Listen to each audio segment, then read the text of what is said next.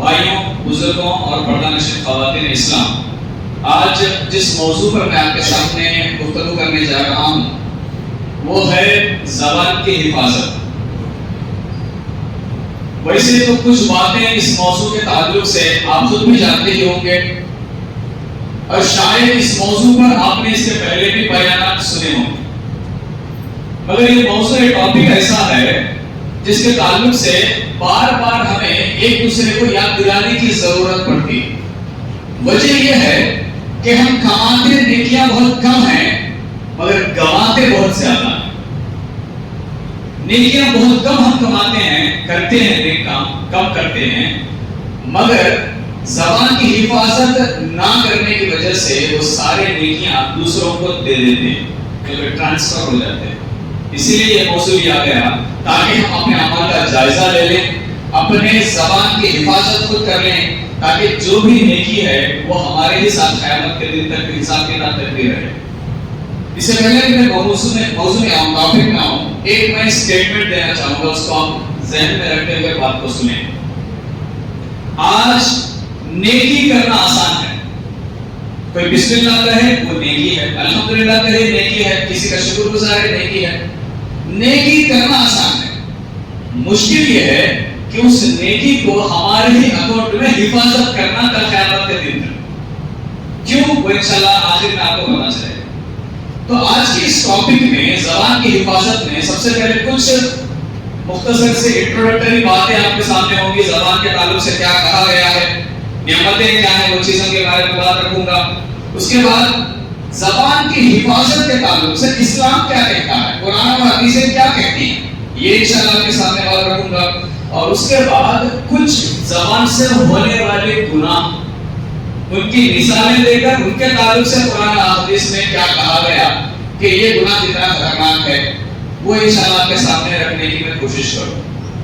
اور آخر میں انشاءاللہ ٹاپک کو ہم لوگ کنکلوڈ کریں گے ایک حدیث کے ساتھ۔ تو آئیے موضوع میں ہم جانتے ہیں۔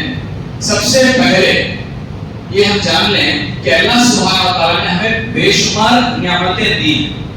اللہ سبحانہ و تعالیٰ قرآن میں سورہ ابراہیم سورہ نمبر 14 آیت نمبر 30 پر 34 میں فرماتا ہے وَإِن تَعُدُّوا نِعْمَتَ اللَّهِ لَا تُحْصُوهَا، اگر تم اللہ کی نعمتوں کو گننا چاہو تو بھی نہیں سکتے۔ ఒకవేళ అల్లాహ్ యొక్క అనుగ్రహాలను లెక్కించదలిచినా కౌంట్ చేయదలిచినా మీరు వాటిని లెక్కించలేరు। बेशुमार नेमतें हैं, इसमें एक नेमत क्या है, बात करने की सलाहियत, बात करने की ज़बान, जो इस काम में अहम किरदार अदा करती है। ज़बान, बात करने की जो ताकत है, ये सबसे इम्पोर्टेंट है। बहुत सारे नेमतें हैं बेशुमार, उनमें से एक बड़ी अहम नेमत है बात करने की सलाहियत। दूसरी पॉइंट, बात करना हमें किसने सिखाया? अल्लाह सुब्हानहू व तआला सूरह अर-रहमान सूरह नंबर 55 में कहता है अर-रहमान अल्लाहुल कुरान खलक़ल इंसान अल्लाहुल बयान। अल्लाह अर-रहमान है, उसी ने कुरान सिखाया, उसी ने इंसान को पैदा किया और ज़बान सिखाई। यानी बात करने की जो सलाहियत है बिल्कुल अल्लाह सुब्हानहू व तआला के जरिए सिखाई गई है। अब इस नियामत का हम इस्तेमाल कैसे करते हैं, सही तरीके से करते हैं या गलत इसका तरीका होगा, तो इसका हमें जवाब देना पड़ेगा। क्यों देना पड़ेगा? क्योंकि अल्लाह सुब्हानहू व तआला ने सूरह तकासुर कुरान का 102वां सूरा आखिरी आयत नंबर 8 में फरमाता है सुम्मा लतुसअलुन्ना यौमइदिन अनिन नईम। उस दिन हर उस नियामत के बारे में पूछा जाएगा। यानी क़यामत के दिन अल्लाह सुब्हानहू व तआला इंसान को हर नेमत के बारे में सवाल करेगा। नेमतें बेशुमार हैं, हर नेमत के बारे में सवाल होगा। अल्लाह पूछेगा मैंने तुझे ज़बान दी, बात करने की ताकत मैंने तुझे दी, बता इस ज़बान का तूने इस्तेमाल कैसे किया, हिसाब देना पड़ेगा। तो इसलिए ये मौजूद हमारे लिए इम्पोर्टेंट है, क्योंकि ज़बान बात करने की जो सलाहियत है ये अल्लाह की एक नियामत है, और इस नियामत के बारे में कल क़यामत के दिन अल्लाह सुब्हानहू व तआला हमें पूछेगा। तो आइए इससे पहले कि हम मौजूद में जाएं और बात को ज़हन में रखते हुए जाएं, जब बात ज़बान की हिफाजत के ताल्लुक से आती है तो एक बात हमें जाननी है कि जब हम बात करते हैं तो वो बात 3 किस्म की होती है। जब इंसान बात करता है तो वो 3 किस्म की बात होती है। एक अच्छी बात जिससे उसको या दूसरों को फायदा हो, एक बुरी बात जो उसको या दूसरों को नुकसान करती है। ये बात तो समझ में आ गई, अच्छी बात है और बुरी बात है। तीसरी बात क्या है? تیسری بات وہ ہے جو نہ تو اچھی ہے اور نہ تو بری ہے، وہ صرف ٹائم پاس کی بات ہے، ٹائم پاس کی بات ہے۔ اب یہاں پر انسان غور کرے گا تو یہ سوچے گا کہ اچھی بات کرنے پر ثواب ملے گا، بری بات کرنے پر گناہ ہوگا۔ اب جو ٹائم پاس کی باتیں ہیں اس کا کوئی حساب نہیں ہوگا۔ آئیے اس سے پہلے کہ میں اصل موضوع میں جاؤں، یہ بات کا بھی وضاحت میں کر دوں کہ اس میں 3 کیٹیگریز ہیں، مگر 2 ہی کیٹیگریز میں فٹ ہوتی ہیں۔ اگر ہم اچھی بات کرتے ہیں، زبان سے اچھی بات نکالتے ہیں تو اس کا حشر اچھا ہوگا، ثواب ملے گا، فائدہ ملے گا۔ اگر ہم بری بات کرتے ہیں، گناہ ملے گا، اس میں کوئی ڈاؤٹ نہیں ہے۔ جو باتیں ٹائم پاس کی ہوتی ہیں وہ کس کیٹیگری میں آتی ہیں؟ جب ہم پڑھیں گے سورہ مدثر سورہ نمبر 74، اس میں آیت نمبر 40 سے لے کر ہم پڑھتے جائیں گے تو قیامت کے منظر میں اللہ سبحانہ وتعالیٰ نے ایک منظر کا نقشہ وہاں پر کھینچتے ہوئے اللہ نے کہا کہ قیامت کے دن جہنمی جنتیوں سے کے درمیان گفتگو ہوگی۔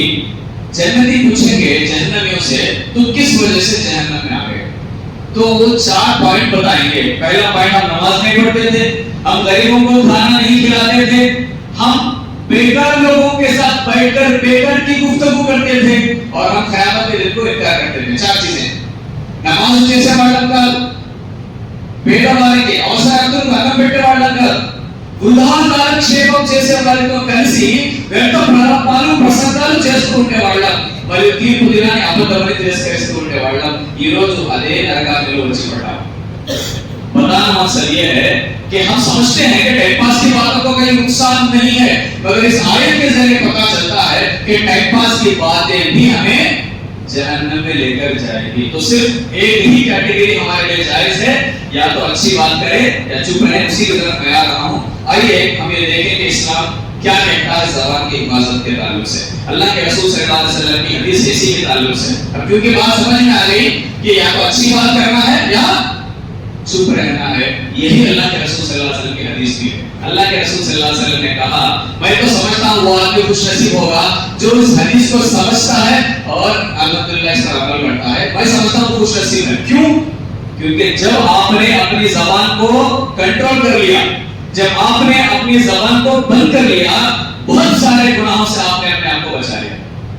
और कीजिए इस जुमले पर, जब हम अपनी ज़बान को कंट्रोल करते हैं, आज के ज़माने में जब हम अपनी ज़बान को कंट्रोल करते हैं, बंद रखते हैं, बहुत सारे गुनाहों से हम अपने आप को बचा सकते हैं आज के ज़माने में। तो इसलिए अल्लाह के रसूल सल्लल्लाहु अलैहि वसल्लम ने भी कहा था, जो अल्लाह और आखिरत के दिन पर ईमान रखता है उसको चाहिए कि वो अगर बात करे तो अच्छी बात करे, वरना अगर वो अच्छी बात नहीं कर सकता चुप रहे। अच्छी बात नहीं कर सकता तो कम से कम वो चुप रहे, गलत बात मत करे। इस हदीस से हमें पता चलता है कि एक ही हमारे लिए तरीका जायज है, या तो अच्छी बात करें या कीप क्वाइट, ये हमारे लिए बेहतर है। उसके बाद अगर आप सर्च करेंगे इंटरनेट पर गुनाह कितने किस्म के हैं, खासतौर पर कबीरा गुनाह कितने किस्म के हैं। गुनाह में 2 कैटेगरीज हैं, एक कबीरा गुनाह जो बड़े गुनाह कहलाते हैं जिनके लिए तौबा करना जरूरी है, और दूसरा है सगीरा गुनाह, छोटे गुनाह जिनके लिए नेकी करने पर ये इंशाअल्लाह अल्लाह चाहे तो माफ हो जाएंगे। तो जो बड़े गुनाह हैं उसकी 70 गुनाहों की लिस्ट दी गई है, आप इंटरनेट पे भी सर्च कर सकते हैं 70 मेजर सिंस के नाम से।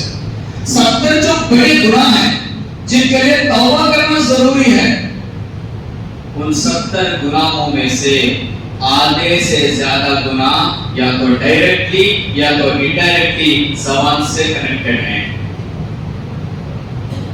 70 जो कबीरा गुनाह हैं, आधे से ज्यादा तकरीबन 30-32 गुनाह ऐसे हैं जो डायरेक्ट या इनडायरेक्टली ज़बान से ताल्लुक रखते हैं। मतलब ये, इसी बात को मैं एक और जुमले के जरिए पेश करना चाहूंगा, यानी अगर आप और मैं, हम सब ने अपने ज़बानों को कंट्रोल कर लिया,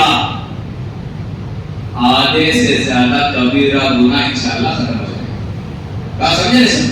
आधे से ज्यादा कबीरा गुनाह का ताल्लुक डायरेक्ट ज़बान से है, इसको कंट्रोल करेंगे तो इंशाअल्लाह आधे से ज्यादा कबीरा गुनाह से हम बच पाएंगे। उसके बाद इसीलिए अल्लाह के रसूल सल्लल्लाहु अलैहि वसल्लम ने फरमाया कि तुम मुझे 2 चीजों की गारंटी दो। बचपन से मैं सोचता था, हालांकि इस हदीस को हमने बचपन में ही सुन लिया, मगर उसका डेप्थ एक उम्र आने के बाद हमें पता चला, बचपन में पता नहीं चला।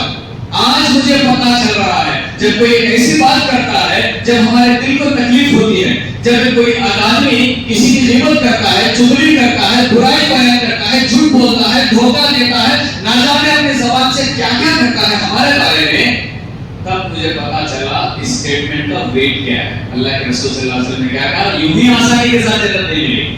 اللہ کے رسول صلی اللہ علیہ وسلم نے کیا کہا؟ تو مجھے دو چیزوں کی گارنٹی دو۔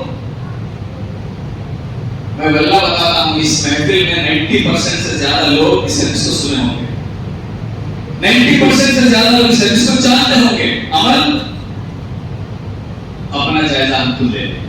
اللہ کے رسول صلی اللہ علیہ وسلم کیا کہا؟ تم دو چیزوں کی گارنٹی دو، اگر ان دو چیزوں کو تم کنٹرول کرو گے میں تمہیں جنت کی ضمانت دلاؤں گا، جنت کی گارنٹی دلاؤں گا۔ وہ دو چیزیں کیا ہیں؟ ایک زبان اور دوسرا شرمگاہ۔ اب غور کیجئے، شرمگاہ سے ایک ایسا گناہ ہوتا ہے جو دونوں انسانوں کے درمیان ہوتا ہے، مگر زبان سے جو گناہ ہوتا ہے یہ صرف ان دونوں انسانوں کے درمیان نہیں رہتا، اس کا نقصان اثر پھیلتے پھیلتے خاندانوں کے درمیان، قبیلوں کے درمیان، یہاں تک کہ ملکوں کے درمیان بھی جنگ چھڑنے کا اندیشہ ہوتا ہے۔ ہاں یا نا؟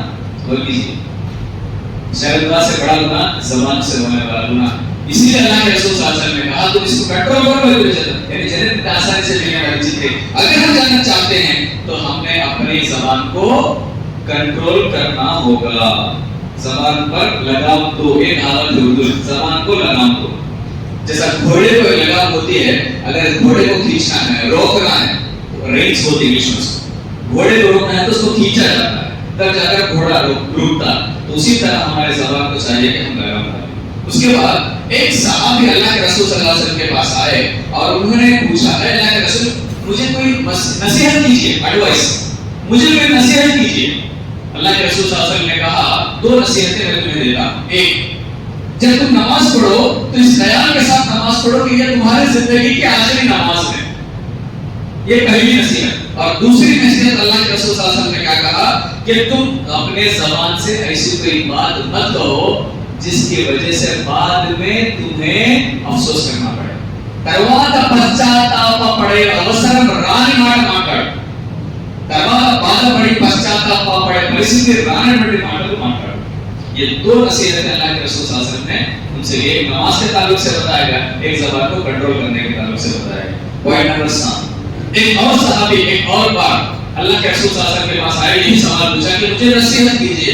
اللہ کے رسول صلی اللہ علیہ وسلم نے کیا کیا؟ اپنے زبان کو باہر نکالا، اس طرح پکڑا اور کہا اس کو کنٹرول کرو، اس کو کنٹرول کرو، تم اپنے آپ کو بہت سارے گناہوں سے بچا سکتے ہیں۔ یہی نصیحت اللہ کے رسول صلی اللہ علیہ وسلم نے مجھے کی۔ تو اس لیے یاد رکھیں، زبان ایک ایسی چیز ہے جسے ایک آدمی ایک ایسا جملہ، ایک ایسا سینٹنس، ایک ایسا سٹیٹمنٹ کہتا ہے جو اس کی کامیابی کے لیے، نجات کے لیے کافی ہو جاتا ہے۔ ایک سٹیٹمنٹ اگر اس کے زبان سے سچے دل سے نکلے تو وہ ایک سٹیٹمنٹ اس کی کامیابی کے لیے، اس کے جنت میں جانے کے لیے وہ کافی ہو جاتا ہے۔ وہیں پر اگر ایک سٹیٹمنٹ ہماری زبان سے غلط نکلے تو وہ ایک سٹیٹمنٹ ہمیں برباد کرنے کے لیے کافی ہو جاتا ہے، وہ ایک سٹیٹمنٹ ہمیں جہنم میں لے کر جانے کے لیے کافی ہو جاتا ہے۔ تو یہ ہے زبان کا پاور، جتنا فائدہ ہے نقصان بھی اتنا ہی زیادہ ہے۔ چاقو کے مانند ہے، آپ چاقو سے ترکاری بھی کاٹ سکتے ہیں، چاقو سے گلا بھی کاٹا جا سکتا ہے۔ آپ کے ہاتھ میں چاقو ہے، آپ کیا کاٹیں گے فیصلہ آپ کے ہاتھ میں ہے۔ آپ نیک کام کریں گے یا گناہ، آپ زبان کا صحیح استعمال کریں گے یا نہیں، یہ ہم کو فیصلہ کرنا ہے۔ اسی لیے اللہ کے رسول صلی اللہ علیہ وسلم سے جب پوچھا گیا، اے اللہ کے رسول صلی اللہ علیہ وسلم، بہترین مسلمان کون ہے؟ بہترین مسلمان کون ہے؟ آج ایک ایسے دور میں، فتنوں کے دور میں ہم زندگی بسر کر رہے ہیں جس میں ہر شخص سے سمجھتا ہے کہ میں ہی سب سے بڑا ولی ہوں، میں ہی سب سے بڑا دیندار ہوں، اور وہ سارے لوگوں کو اپنے سے حقیر، اپنے سے کمزور، اپنے سے کمتر ہی سمجھتا ہے۔ ایسے زمانے میں ہم جی رہے ہیں، ہم سمجھتے ہیں کہ ہم ہی سب کے بہتر ہیں سب سے، حالانکہ ہم سے بہتر لوگ اللہ کے نظر میں ہو سکتے ہیں جو ہم نہیں جانتے۔ اسی لیے گزارش ہے، ظاہری طور پر کسی کو دے کر فیصلہ نہ کریں۔ اللہ ہمارے ظاہری کو دے کر فیصلہ نہیں کرتا، ہمارے دلوں کو دے کر اللہ فیصلہ کرتا ہے، اور ہم وہ دل نہیں دیکھ سکتے۔ اللہ کو معلوم ہے کون کیسا ہے، کون اچھا ہے، کون برا ہے۔ اس لیے اپنے سرٹیفکیشن دینا بند کریں اور اپنے آپ کو بہتر کرنا شروع کریں، بہتر بنانا شروع کریں۔ اسی لیے اللہ کے رسول صلی اللہ علیہ وسلم نے کہا تم میں سے بہترین مسلمان وہ ہے جس کے زبان سے اور جس کے ہاتھوں سے دوسرے مسلمان حفاظت میں رہیں، یا کم سے کم دوسرے مسلمان کو نقصان نہ ہو، یا دوسرے انسانوں کو نقصان یا تکلیف نہ ہو ہمارے ہاتھوں سے اور ہماری زبان سے۔ اب ہمیں ٹھنڈے دماغ سے ہر کوئی، آپ میں ہم سب، ہر کوئی اپنا جائزہ لے کہ میں اپنی زبان سے کتنے لوگوں کا دل دکھا رہا ہوں، میں اپنی زبان سے کتنے لوگوں کو تکلیف میں ڈال رہا ہوں، میں اپنی زبان سے کتنے لوگوں کے گناہ بول رہا ہوں، میں اپنے زبان سے کتنے لوگوں کو میری نیکیاں بانٹنے والا ہوں کہ قیامت کے دن۔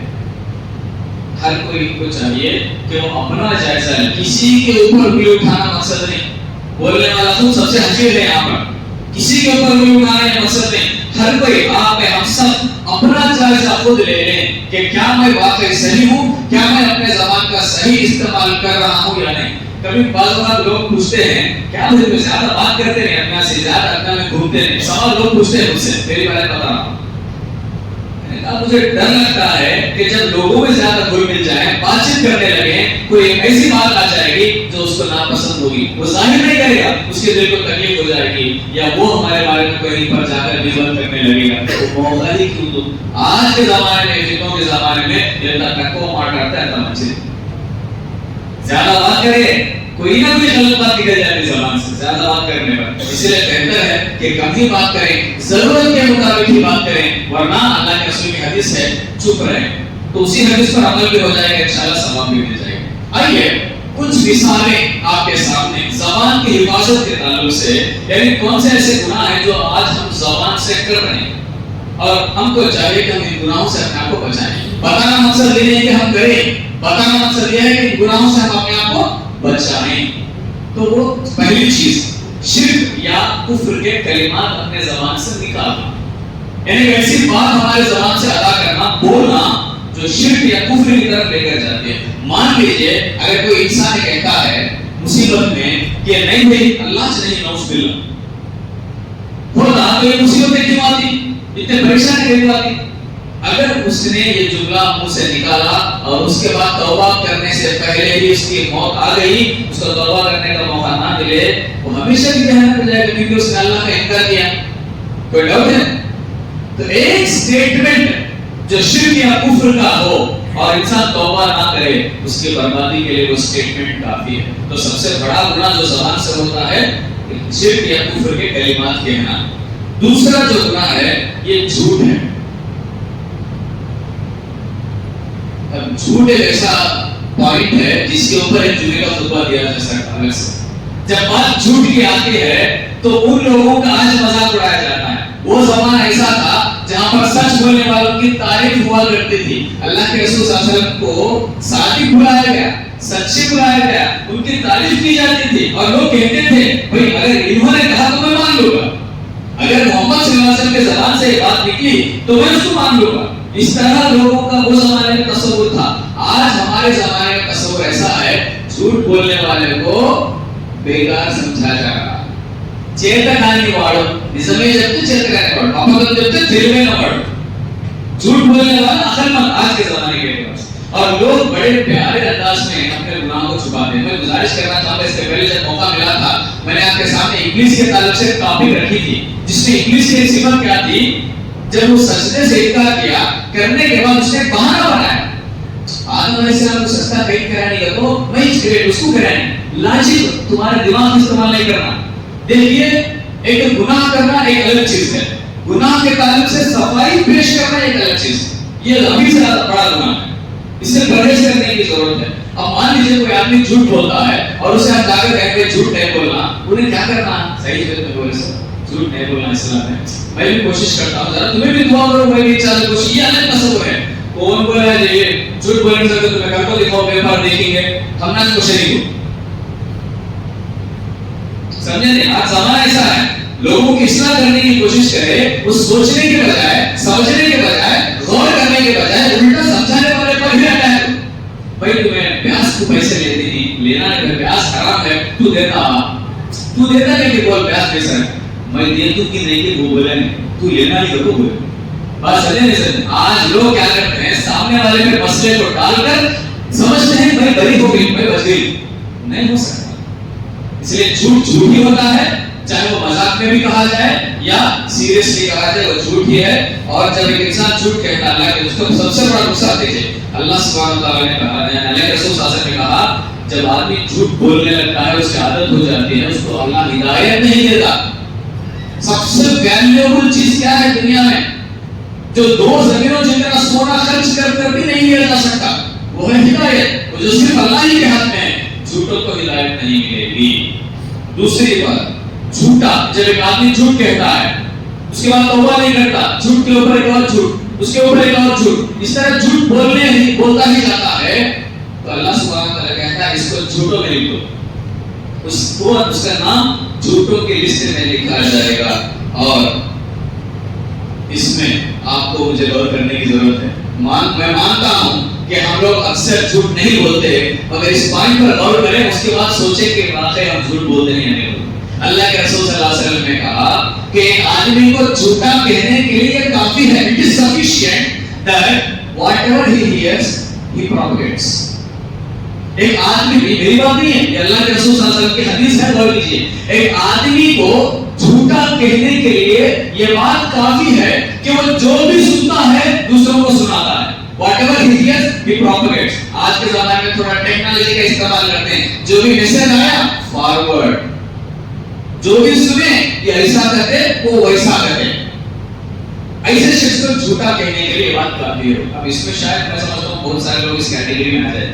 یہ بھی جھوٹی کی کیٹیگری ہے. اس کے بعد جھوٹی گواہی دینا، یہ بھی جھوٹی میں آتا ہے. فیک نیوز کا پروپیگیشن، غلط نیوز. آج سوشل میڈیا کے ذریعے جو بھی دیکھتے ہیں ضروری نہیں کہ وہ سچ ہو، اس میں اکثر خبریں جھوٹی ہوتی ہیں. اسی لیے فارورڈ کرنے سے پہلے جانچ لیں، ورنہ وہ فیک نیوز کو پروپیگیٹ کرنے کے پیچھے کہیں وہ جھوٹ ہم پر نہ لکھا جائے. اس طرح یہ کچھ پوائنٹس ہیں جھوٹ کے تعلق سے. اس کے بعد پوائنٹ نمبر 3 سے لے کر 8 تک 6 باتیں بتائی گئی ہیں. مختصر وقت ہے اس لیے میں ڈیٹیل میں نہیں جاؤں گا. آپ خود بھی جانتے ہیں میرا اس جمعے کا مقصد یہی تھا کہ میں اپنے آپ کو سب سے پہلے آپ کو یاد دلاؤں، کیونکہ اللہ سبحانہ وتعالی نے قرآن میں کیا کہا، تم مومنوں کو نصیحت کرو، مومنوں کے لیے فائدے مند ہوگی. تو اسی مقصد سے ایسا نہیں کہ بولنے والا گریٹ ہے، آپ مجھ سے بہتر ہیں اللہ کی نظر. بتانا مقصد یہی ہے کہ ہم اپنا جائزہ لیں، ایک دوسرے کو یاد دلانا مقصد ہے. اور ایسا بھی نہیں کہ آپ یہ چیزیں نہیں جانتے، ہم سب جانتے ہیں. یاد دلانا آج کے جمعے کا مقصد ہے. تو اسی لیے میں پوائنٹ وائز آپ کے سامنے بات رکھوں گا. پوائنٹ نمبر 3 سے لے کر 8 تک قرآن کے سورہ حجرات سورہ نمبر 49 میں آیت نمبر 11 12 دو آیتوں میں 6 پوائنٹ کا ذکر کیا ہے. 2 ہی آیتیں 6 گناہ ایسے ہیں جو ہم اپنی زبان سے کر رہے ہیں، اس کو اگر ہم کنٹرول کریں گے تو انشاءاللہ 6 گناہوں سے بچ جائیں گے. پوائنٹ نمبر 3 مذاق اڑانا. مذاق اڑانا اس کی اوپر بھی غور کریں. مذاق کس کا اڑایا جاتا ہے؟ ہمارے سینئر کا مذاق نہیں اڑایا جاتا، ہمارے باس کا مذاق نہیں اڑایا جاتا. ہم اس کا ہی مذاق اڑاتے ہیں جس کو ہم سمجھتے ہیں کہ ہم سے کمزور ہے، ہم سے یہ کمزور ہے، اسی کا ہم مذاق اڑاتے ہیں. مذاق کرنے سے پرہیز کریں، کیونکہ بعض وقت ہوتا ہے کہ وہ اس مذاق کو سہ نہیں سکتا اور اس کے دل میں چوٹ پہنچتی ہے جو کہ ہمیں پتا نہیں چلتی مذاق کرنے سے. اور اس میں اللہ نے کیا کہا قرآن میں، تم دوسروں کا مذاق مت اڑاؤ، کیا پتا جس کا تم مذاق اڑا رہے ہو وہ اللہ کے نظر میں تم سے بہتر ہو. دنیا کے اعتبار سے تم سے سمجھ رہے ہو کہ وہ معمولی انسان ہے، حقیر انسان ہے، اللہ کے نظر میں وہ تم سے بہتر ہو سکتا ہے. اسی لیے تم دوسروں کا مذاق مت اڑاؤ. اس کے بعد پوائنٹ نمبر 4 تانے مارنا. تانے مارنا. اس کے بعد جو بھی تانے مارتا ہے اس کے تعلق سے کہا گیا، ایک آدمی اللہ کے رسول صلی اللہ علیہ وسلم کے زمانے میں ایسا تھا جو لوگوں کو تانے مارتا تھا. یہ اتنی بڑی سے مارنے بولتے تھے لوگ. تانے جو مارتا تھا، اللہ کے رسول صلی اللہ علیہ وسلم کے بعد جب کمپلینٹ آئی انہوں نے کہا اس کے اندر ابھی جاہلیت والے کام ختم نہیں ہوئے، یعنی یہ جاہلیت والا کام ہوتا ہے. اس کے بعد پوائنٹ نمبر 5 آڑے ناموں سے پکارنا. اڈا پیرلو پلوڑ. جب انسان کو معمولی نام سے بھی بلایا جا سکتا ہے، اس کی پہچان دی جا سکتی ہے، اس کے باوجود جب بھی ہم اس کی بات آتی ہے تو ہم اس کے آڑے نام کو بھی پکارتے ہیں. کچھ ایسی مثالیں میں جانتا ہوں جو لوگوں کے آڑے ناموں کی پہچان بن چکے ہیں، جس میں اس کا نام وہ آڑا نام استعمال کرنے پر ہی اس کی پہچان ہوتی ہے. کچھ ایسے لوگ ہیں ہمارے سماج میں، وہاں پر ہماری نیت یہ نہیں ہونی چاہیے کہ ہم اس کا مذاق اڑا رہے ہیں. ہماری نیت یہی ہے کہ صرف ہم اس کا پہچان دلا رہے ہیں، تو یہ انشاءاللہ جائز ہو سکتا ہے. ورنہ آڑے ناموں سے پکارنا ہرگز ہے، بہتر ہے اس آدمی کا ایک دوسرا لقب استعمال کر لیں اس کی پہچان دلانے کے لیے۔ اس کے بعد پوائنٹ نمبر 6 بدگمانی۔ بدگمانی یہ بند کر لیں، خود کے بارے میں بھی دوسروں کے بارے میں بھی۔ بدگمانی ایک بار ہوا اللہ کے رسول صلی اللہ علیہ وسلم اور صحابہ عمر رضی اللہ عنہ کے ساتھ تھے، جا رہے تھے، ایک جگہ پانی کا چشمہ نظر آیا، اللہ کے رسول صلی اللہ علیہ وسلم نے کہا چلو یہاں پر وضو کر لو، نماز پڑھ لے گے۔ عمر رضی اللہ عنہ نے ایک شک ڈالا، ڈاؤٹ، بدگمانی، اے اللہ کے رسول کیا تو کتا پیشاب کرے گا یہ پانی میں؟ حالانکہ کسی نے نہیں دیکھا، گمان، بدگمانی، بیڈ، نیگیٹو تھاٹ۔ اللہ کے رسول صلی اللہ علیہ وسلم نے کہا اے خطاب کے اولاد، جس چیز کو اللہ نے ظاہر نہیں کیا، ہم نے نہیں دیکھا، تم نے بھی نہیں دیکھا، کوئی نہیں جانتا، unnecessarily you are creating a suspicion, you are creating a doubt جو جائز نہیں۔ جس چیز کو اللہ نے ظاہر نہیں کیا تو کیوں ظاہر کرنے کی کوشش کر رہا ہے؟ تو ہم کو چاہیے کہ ہم گمان نہ کریں، اپنے بارے میں بھی بدگمانی میں کیا ہو جاتا ہے کہ ایک اسٹوڈنٹ کو چاہیے کہ وہ اپنے رزلٹ کے بارے میں اچھی امید رکھے۔ پرسوں جو 10th کلاس کے رزلٹس آئے، ایک گورنمنٹ اسکول میں پڑھنے والی لڑکی تھی جس نے گھبراہٹ میں، بدگمانی میں سوسائڈ کر لیا۔ رزلٹ کے ساتھ نہیں ہے، رزلٹ آنے کے بعد پتہ چلا وہ لڑکی اس اسکول کی ٹاپر تھی، ٹاپ مارکس۔ بدگمانی کسی کی جان بھی لے سکتی ہے، اپنی بھی لے سکتی ہے یا سامنے والے کی بھی لے سکتے ہیں۔ سامنے والے کے بارے میں بدگمانی خاص طور پر نہ کریں، کیونکہ اس کے اعمال کا اس کو حساب دینا ہے، ہمارے اعمال کا ہم کو حساب دینا ہے۔ آج ہم سب جج بن چکے ہیں without any qualification، ہم سب جج ہیں، دوسروں کے بارے میں فیصلہ کرنے والے۔ جب بات اپنی آتی ہے تو ہم وکیل بنتے ہیں، جب بات دوسروں کی آتی ہے تو جج بن کر ڈائریکٹ فیصلہ کرتے ہیں اس کے بارے میں۔ ہم نے کرا تھا تو دیکھا نہیں، پھر بھی کرا۔ اس طرح کی بدگمانی نہ کریں، یہاں تک کہ اپنے آنکھوں سے دیکھنے کے بعد بھی اگر وہ مسلمان ہے اچھا گمان رکھیں، یا تو مجبوری میں کرے گی یا تو پریشانی میں کھا گئی۔ آج ایک چھوٹی مثال میں آپ کو دوں گا، بات سمجھ میں آتی۔ میں نے دیکھا کہ کسی چھوٹی بات پر لوگ پڑے وہ کیا بولتے ہیں، بدگمانی پیدا کر لیتے ہیں۔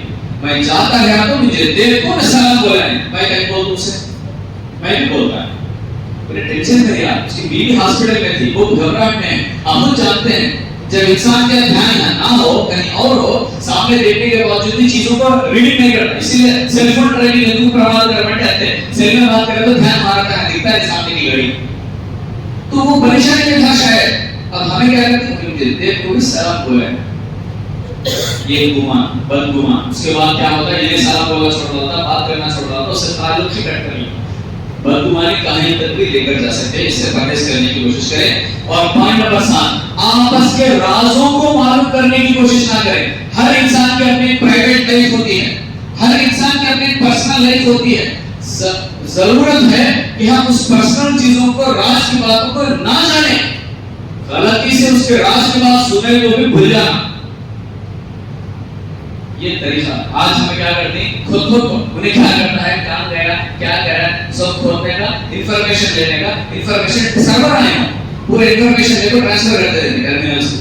یہ بڑا عجیب زمانہ ہے۔ ایک زمانہ ایسا تھا بھائیوں غیبت کرتے تھے، بولتے ہیں، اب موضوع سب کے لیے ہے، رازوں کو خاص طور پر جان کر دوسروں کو پھیلانا، یہ بڑی بری عادت آج سماج میں پائی جا رہی ہے۔ اس کے بعد غیبت، اس کے تعلق سے آپ لوگ جانتے ہیں، مرے ہوئے بھائی کے گوشت کھانے کے تعلق سے بتایا گیا ہے۔ اس کے بعد الزام لگانا، الزام لگانا اور غیبت دو اپوزٹ چیزیں ہیں، اگر سے عمل ایک ہی ہے، عمل تو ایک ہی ہے مگر چیزیں اپوزٹ ہیں۔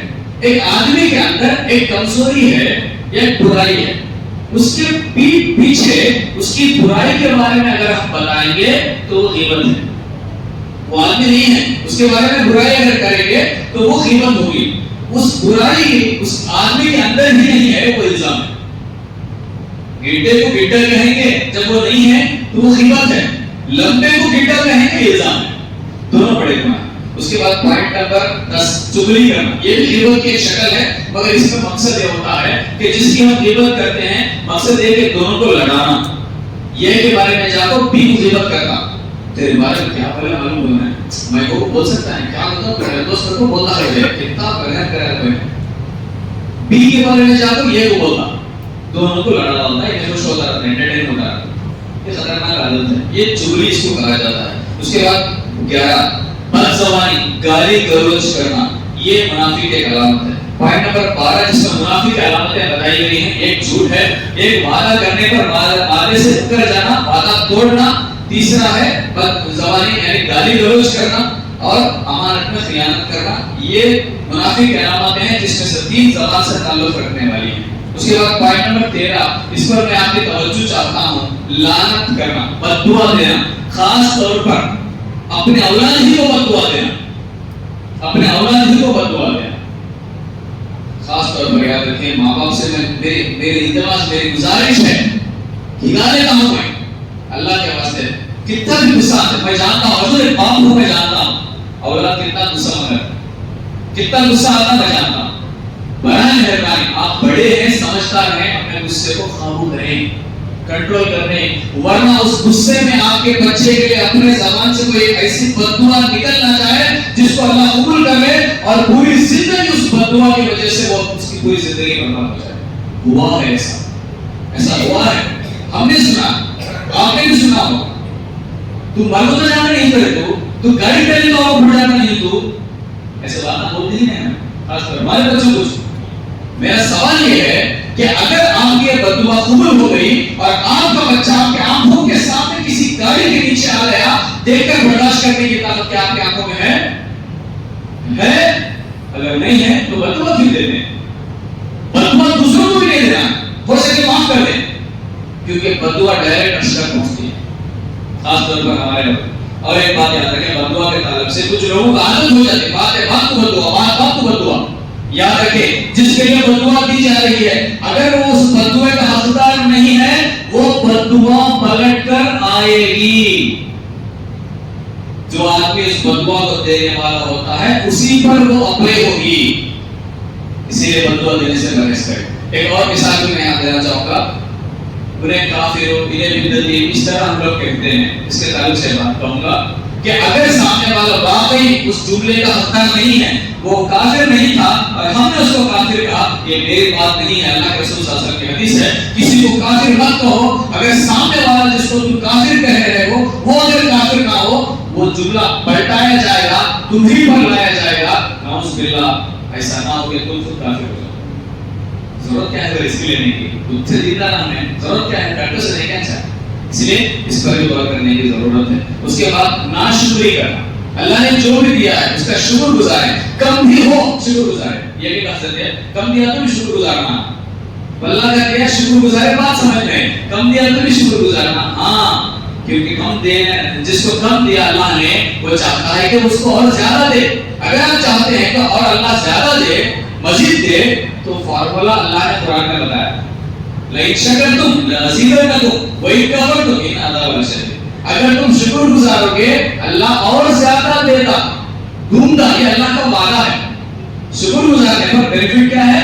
ہاں مان لیں آج آپ کے پاس کم ہے، اس کم پر اگر آپ نے شکر گزارا اللہ اور زیادہ دے گا. پھر شکر گزاریں گے اور زیادہ دے گا، شکر گزاریے اور زیادہ دیتا ہی جائے گا. اسی لیے ہم یہ کریں الحمدللہ اپنے زبان پر عادت بنا لیں، الحمدللہ کا شکر گزارنا عادت بنا لیں. آخری پوائنٹ گھمنڈ، اس کا تعلق دل سے ہے، شروع یہاں سے ہوتا ہے، مگر بعض اوقات یہ جو گھمنڈ ہے، فخر ہے، یہ زبان سے باہر بھی نکلتا ہے. میں کنکلوژن کی طرف آ رہا ہوں کہ پورے موضوع کو لے کر آنے کا مقصد ایک ہی ہے. ایک حدیث میں آپ کے دل میں بٹھانا چاہتا ہوں. اگر یہ ایک حدیث اگر اچھی طرح سمجھ میں آ گئی، میں سمجھتا ہوں پورا موضوع آپ کو سمجھ میں آ جائے گا اور ہم سب اپنے زبان کو کنٹرول کر پائیں گے. وہ ہے اللہ کے رسول صلی اللہ علیہ وسلم نے کہا، تو دوسروں کے عیبوں کو چھپاؤ، تم دوسروں کے عیبوں کو چھپاؤ. کیا تم نہیں چاہتے کہ قیامت کے دن اللہ تمہارے برائیوں کو چھپائے؟ تم دوسروں کے عیبوں کو چھپاؤ. ہمیں پتہ چلتا ہے کہ فلانا آدمی نے فلانا گناہ کیا یا غلط کام کیا، تم اس گناہ کو جاننے کے بعد بھی چھپا دو، خاموش ہو جاؤ. اللہ تمہارے گناہوں کو سے چھپائے. آخری حدیث جو میں کہنا چاہ رہا تھا، پورا ٹاپک کا مقصد ہے، سارا شبد ہے، سمری ہے. اللہ کے رسول صلی اللہ علیہ وسلم ایک بار اس طرح محفل میں بیٹھے تھے اور انہوں نے پوچھا سب سے مفلس کون ہے؟ اندر کنٹے پھر دوربھاگی اور صحابہ نے کہا جس کے پاس نہیں وہ سب سے دوربھاگی مفلس ہے.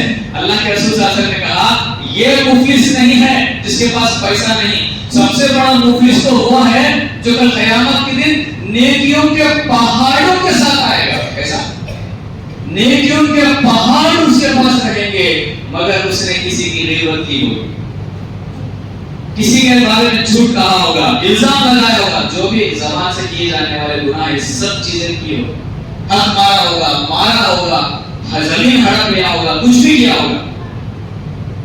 اللہ سبحانہ وتعالیٰ کیا کرے گا, جس کا بھی اس نے حق مارا, جس کو گالی دی اس کو بلائے گا, بلا کر اس کے نیکیاں اس کو دے دی جائیں. اللہ کے رسول نے کہا کل قیامت کے دن نہ تو درہم ہوگا نہ دینار ہوگا تو صرف نیکی اور گناہ ہوگا. تو اس کی نیکیاں اس کو دی جائیں گی جس کو اس نے گالی دی ہوگی, جس کا حق مارا ہوگا, اس کے نیکیاں اس کو, اس کے نیکیاں اس کو. پورے کیسز ختم نہیں ہوتے, نیکیاں ختم ہو جائیں گے. دینے کے لیے اس کے پاس نیکی نہیں ہے, کیسز ابھی پینڈنگ میں ہے. تو جب باقی لوگوں کا حساب کیسے ہوگا, ان کے گناہ اس پر ڈالا جائے گا. یعنی نیکیوں کے پہاڑوں کے ساتھ آنے والا گناہ اپنے سر پر لے کر جہنم میں چلا جائے گا. یہ سب سے بڑا مفلس ہے. اسی لیے اگر آپ نے غور کیا ہوگا شروع کا جو میرا اسٹیٹمنٹ تھا, نیکی کرنا آسان ہے, اس نیکی کو ہمارے اکاؤنٹ میں کل قیامت کے دن تک حفاظت کے ساتھ رکھنا سب سے بڑا مشکل کام ہے. اس میں سب سے اہم کردار زبان کی حفاظت سے ہوتا ہے. زبان کو اگر ہم کنٹرول کریں گے انشاءاللہ یہ نیکیاں ہمارے ساتھ ہی رہیں گے, ورنہ اگر زبان کا غلط استعمال ہم کریں گے یہ نیکیاں بانٹتے پھریں گے, آن لائن ٹرانسفر ہو جائے گا. سیکنڈ میں چل جانا ہے, زبان فون پہ سیکنڈ میں چل جاتے ہیں, وہاں بھی چل جاتے ہیں اور ہم نقصان اٹھانے والوں میں سے ہو جائیں گے. آپ اللہ سے دعا ہے کہ اللہ سبحانہ